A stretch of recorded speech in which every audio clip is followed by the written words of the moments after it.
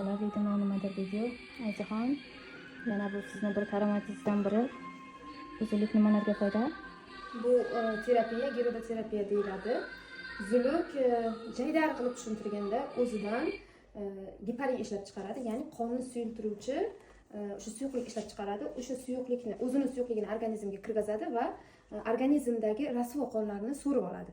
Shuni hisobiga davleniya, asosan davleniya va har qanday kasalliklarga ijobiy ta'sir ko'rsatadi va juda ham samarali foyda ko'radi har bir patsientlarimiz. Hozir nechta qo'ydingiz bu patsientimizni? Hozir 7 ta qo'ydik, ikkitasini oldik.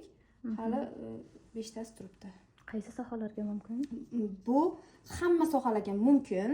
O'sha maslahatlashilgan holda qo'yiladi. Hatto yuz sohasiga ham juda ham foydali, chunki yuzda kollagen stimulyatsiyasini o'z tabiiy ravishda ishlab beradi. Hozir bu bemorimizda oshqozon osti bezi bilan muammolari bo'lgani uchun va davleniyalari bo'lgani uchun yurak tochkalariga va pankreas nuqtalariga va insulin rezistentliklari baland bo'lgani uchun kortizol gormonini tushirish uchun shu nuqtalarga qo'ydik. Rahmat.